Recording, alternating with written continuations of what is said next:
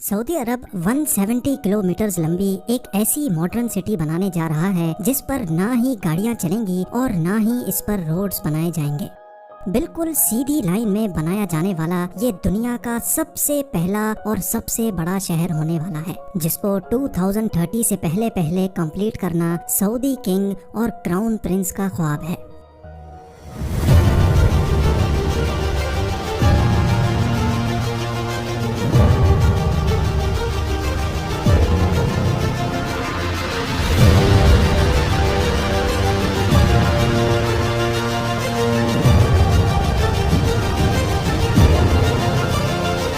नाजरीन, Saudi royal family दुनिया की अमीर तरीन फैमिलीज में शुमार की जाती है। अमेरिकन बिजनेस मैगजीन फोर्ब्स और विकिपीडिया के मुताबिक सऊदी रॉयल फैमिली ना मिलियन ना बिलियन बल्कि 1.4 ट्रिलियन डॉलर्स की मालिक है।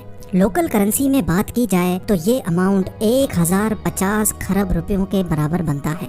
अगर अभी भी आपको समझने में मुश्किल हो रही है तो आइए इसको और ज्यादा आसान कर देते हैं। Jeff Bezos, Elon Musk, Bill Gates और मार्क जकरबर्ग के साथ साथ दुनिया के टॉप 17 बिलियनियर्स की दौलत को मिला भी लिया जाए तो फिर भी वो इस शाही खानदान की दौलत से मुकाबला नहीं कर पाएगी। सऊदी अरब के शाही खानदान की दौलत का ज्यादातर हिस्सा इनको यहाँ से निकलने वाले ऑयल की बदौलत मिला। ऑयल निकलने से पहले सऊदी अरब सिर्फ रिलीजियस टूरिज्म पर डिपेंडेंट था, लेकिन 1938 में पहली बार यहाँ ऑयल दरियाफ्त हुआ और देखते ही देखते पूरे सऊदी किंगडम का नक्शा ही बदल गया। आज सऊदी अमेरिका के बाद दुनिया का दूसरा बड़ा ऑयल प्रोड्यूसर है, जो सिर्फ एक दिन में 1 करोड़ से भी ज्यादा बैरल्स ऑयल प्रोड्यूस करके 85 कंट्रीज को सेल करता है।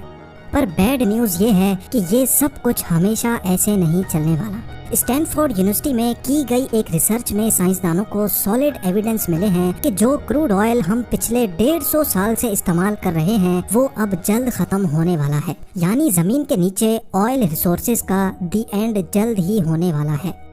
रिसर्च में अंदाजन बताया गया है कि 2052 तक दुनिया से क्रूड ऑयल खत्म हो जाएगा या उसकी क्वांटिटी इतनी कम रह जाएगी कि उसको निकालना प्रॉफिटेबल ही नहीं रहेगा। तो आखिर 2052 के बाद सऊदी किंगडम अपना गुजारा कैसे कर पाएगी? गुजारा तो शायद हो जाए, पर ये शाहाना लाइफस्टाइल कैसे बरकरार रहेगा? क्राउन प्रिंस मोहम्मद बिन सलमान ने अभी से ही सऊदी किंगडम को ऑयल की डिपेंडेंसी से हटाने का काम शुरू कर दिया है। दुबई की तरह अब सऊदी अरब भी वेस्टर्न टूरिज्म को प्रमोट कर रहा है और उसके लिए जो सिटी बनाई जा रही है वो दुबई से भी काफी ज्यादा एडवांस्ड होगी। ये शहर दुनिया में मौजूद दूसरे शहरों से काफी ज्यादा मुख्तलिफ होगा, क्योंकि जहाँ दूसरी सिटीज सेंटर से स्टार्ट होकर आहिस्ता आहिस्ता बाहर की तरफ फैलती जाती हैं, वहीं ये सिटी एक स्ट्रेट लाइन में होगी और वो भी 170 किलोमीटर लंबी लाइन। اليوم بصفتي رئيس مجلس إدارة نيوم نقدم لكم ذا لاين। ये लाइन सिटी जिसका नाम नियोम रखा गया है, ये सऊदी अरब की इकोनॉमी को डाइवर्सिफाई करने का सबसे पहला अमल है। मोहम्मद बिन सलमान, जो सऊदी किंग सलमान बिन अब्दुल अजीज के बेटे हैं और जो अनऑफिशियली पूरी कंट्री को चला भी रहे हैं, उनके मास्टर प्लान में 2030 तक सऊदी को ऑयल की डिपेंडेंसी से हटाना भी शामिल है। नियोम सऊदी अरब की तबूक प्रोविंस में बनाया जा रहा है, जहां पर गवर्नमेंट ने इस नई सिटी के लिए एक स्पेशल जोन अलॉट किया है। इसका एक साइड गल्फ ऑफ अकाबा और दूसरा साइड रेड सी को लगेगा, जबकि इसके साहिल से सिर्फ 5 किलोमीटर दूर इजिप्शियन सिटी शर्म अल शेख है, जो ऑलरेडी एक टूरिस्ट हॉट स्पॉट बन चुका है। दोनों कंट्रीज के हुक्मरानों का प्लान है कि नियोम और शर्म अल शेख को एक ब्रिज के जरिए भी कनेक्ट किया जाएगा, जिससे दोनों कंट्रीज को ना सिर्फ टूरिज्म में फायदा होगा, बल्कि दोनों के दरमियान इजराइल को बाईपास करके एक लैंड कनेक्शन भी बन जाएगा। सऊदी गवर्नमेंट की तरफ से नियोम का जो नक्शा प्लान किया गया है वो वाकई काफी इंटरेस्टिंग है। क्राउन प्रिंस का कहना है कि लाइन सिटी के बेशुमार फायदे हैं और ये दुनिया को नेक्स्ट लेवल तक लेके जाने का एक रोल मॉडल होगी। ये सिटी 3 लेवल्स पर फैली होगी, जिसमें ग्राउंड लेवल पे ना ही गाड़ियाँ चलेंगी और ना ही कोई रोड बनेगा, बल्कि ये लेवल नेचर से भरपूर होगा, जहाँ सिर्फ पैदल चलने वालों की जगह होगी। दूसरे लेवल को सर्विस लेयर का नाम दिया गया है, जिसमें सारी कमर्शियल एक्टिविटी जैसा कि शॉप्स, ऑफिसेज और मॉल्स होंगे। इस लेवल पे रोड्स होंगे और गाड़ियां भी इसी लेवल पे चलेंगी। नियोम का तीसरा लेवल इस सिटी की बैकबोन साबित होगा, क्योंकि यहाँ ultra high speed transport system बनाया जाएगा, जो लोगों को 170 किलोमीटर पर फैले शहर के एक कोने से दूसरे कोने तक सिर्फ और सिर्फ 20 मिनटों में पहुँचाने की काबिलियत रखेगा। नियोम दुनिया की बाकी सिटीज के मुकाबले में बिल्कुल डिफरेंट होगी, क्योंकि ये पूरी सिटी, इसमें मौजूद electrical system, transport system, industries, सब कुछ रिन्यूएबल एनर्जी के जरिए चलेगा। यानी जो ऑयल 2052 में खत्म होना है, नियोम के लिए वो 2030 में ही खत्म हो जाएगा।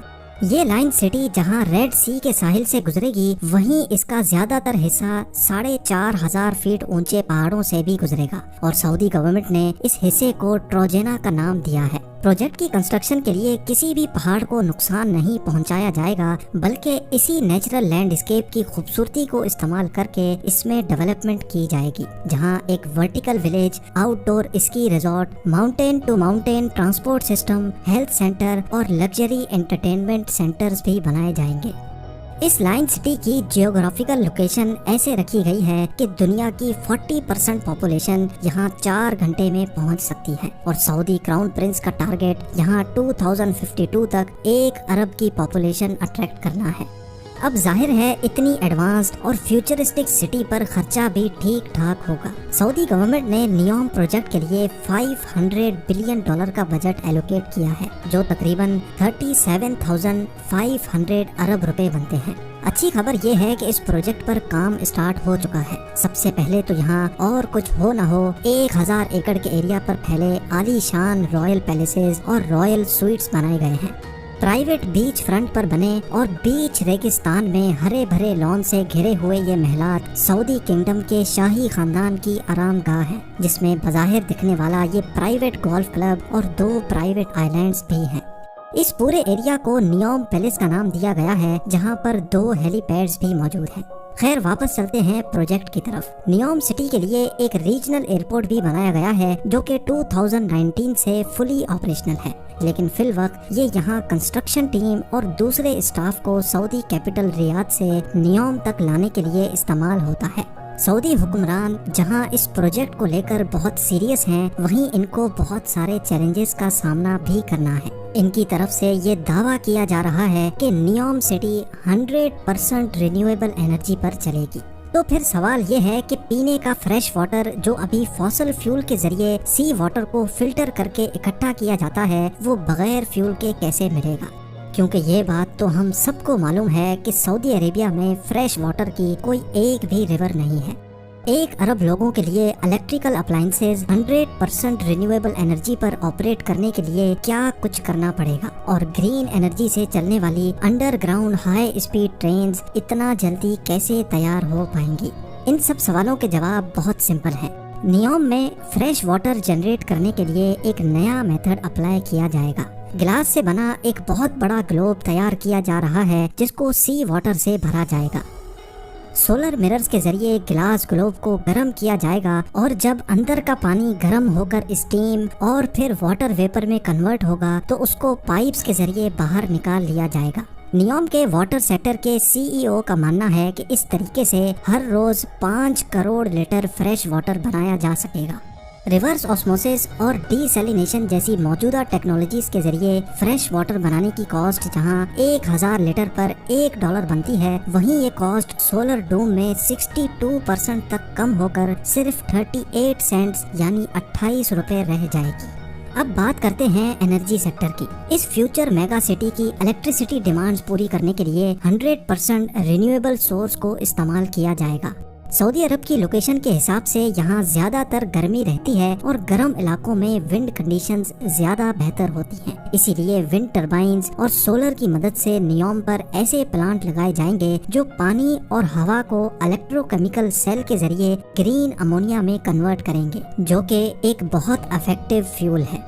नॉर्मल फ्यूल को जब बर्न किया जाता है तो ऐसी गैसेस प्रोड्यूस होती हैं जो पॉल्यूशन का बायस बनती हैं, लेकिन ग्रीन अमोनिया या ग्रीन हाइड्रोजन 100% रिन्यूएबल एनर्जी से बनाया जाता है। इसी वजह से इसके बर्न होने पर नुकसानदेह गैसेस प्रोड्यूस नहीं होती।